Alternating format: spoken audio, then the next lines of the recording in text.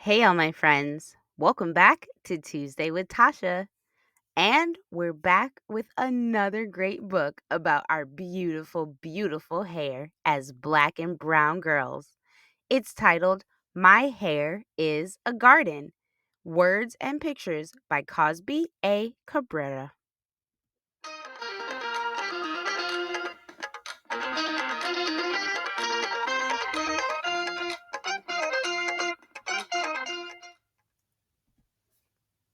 My hair is a garden. I was always drawn to Miss Tillie's house. She lived 4 houses down and across the street from our house. There was something special about Miss Tillie, the way she found a use for everything and made up songs while scrubbing her porch, the way her house shone in the daylight with its vines curling around it. It took my breath away. You could say her house had a glory. I used to run right into her house when I was a toddler. So when I was teased because of my hair, again, it was no surprise that I found myself running right to Miss Tillie's after school. She led me to her kitchen table where she'd been straining sorrel. Its pungent aroma and the smell of steeping ginger filled the kitchen. When my tears came, a slow leak, a salty streak, she handed me a tissue and let me be for a few minutes. Miss Tillie knew if I was looking for comfort, I could go to Mama for that. She knew I was at her house for a reason. She set a cup of the sorrel in front of me, and I took a sip. It went down smooth and tangy and broke the lump in my throat. I I need help with my hair, I said. It wasn't the first time my hair had been made a joke. I sort of got used to it.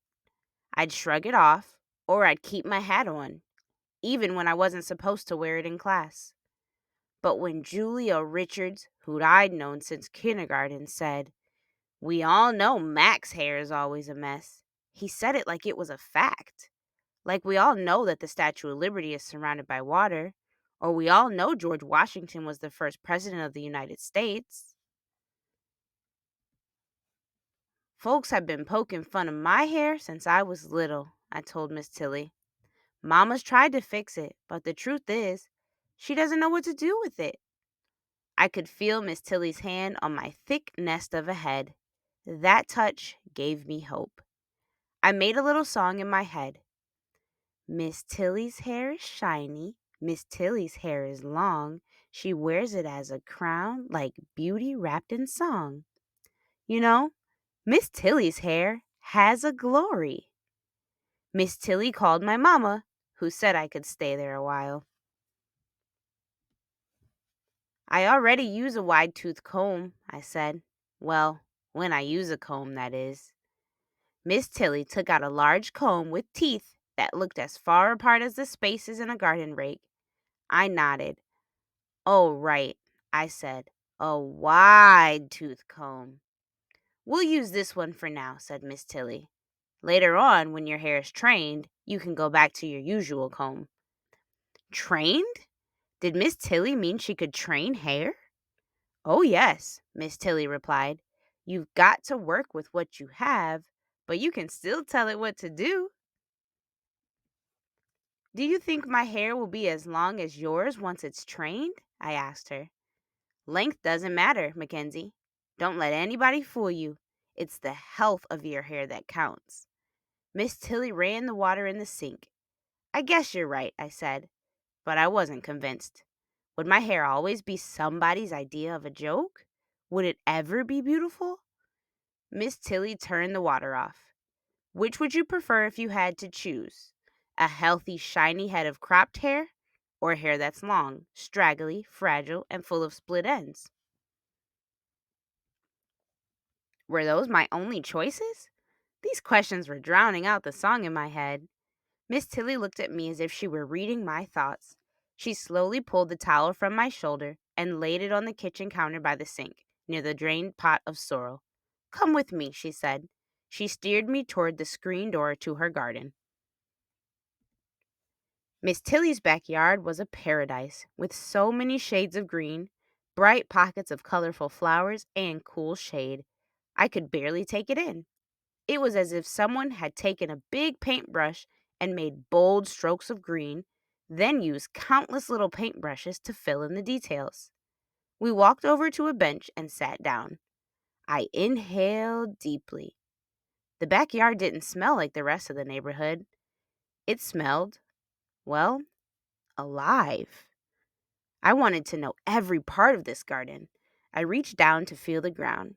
The earth was damp and cool. It felt like it was giving me something I couldn't see. How did you create this, Miss Tillie? I wanted to know. 30 or more years ago, I put some seeds in the ground, Miss Tillie said. I planted cuttings from neighbors and friends' trees, bought a few plants and bulbs from catalogs. I pointed to the tree Miss Tillie called a Japanese maple, the big one that draped gracefully over the garden. That tree was a cutting? I asked. Oh, that was a wee thing at first. The phone company men came through the yard one day and trampled over it with their boots, got in the way where they were sitting to have lunch. I found it plucked up clean and woven into the chain link fence. I gasped. What did you do? Oh, I cried, Miss Tillie replied. Paid $15 for that tree, and that was a lot of money for me at the time. But I put that tree right back in the ground and watered it every day without fail. I thought about how that little tree had survived and all the water Miss Tillie gave it every day, even though it just looked like a broken branch. I wondered if I would have given up and thrown it away. I leaned down and ran my hand over some tiny plants on the ground near the bench. What are these? Those are succulents. They hold a lot of water. Makes a great ground cover. They sure are pretty, I said. Miss Tillie looked at me. Is that Japanese maple prettier than those succulents? She asked. Of course not, I said. Even though that Japanese maple's taller? She asked.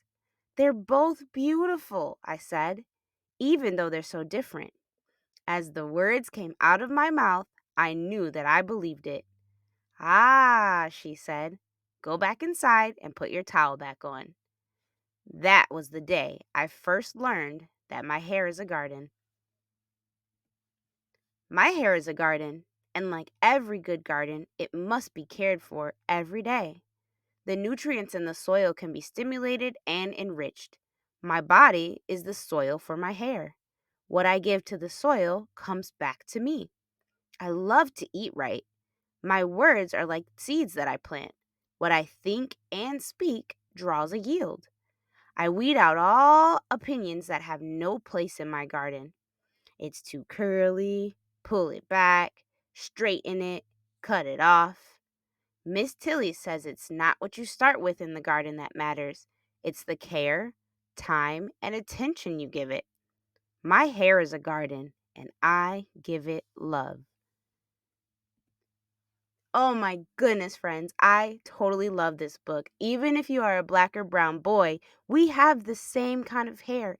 And if you want your hair to be long, if you want your hair to be healthy, you have to give it love. You have to eat good things because your body is the soil and your hair sure is a garden. And that's the coolest part about our hair because our hair can look so different, but it's so beautiful, just like gardens. If you love this book as much as I do, make sure you click the link in the description box so you can get a copy for yourself. And please do go get the book because there are wonderful, wonderful tips and tricks in the back of the book to help you take care of your hair. Don't forget to like the video and subscribe to the channel so we can keep reading great books together here at Tuesday with Tasha. Bye-bye.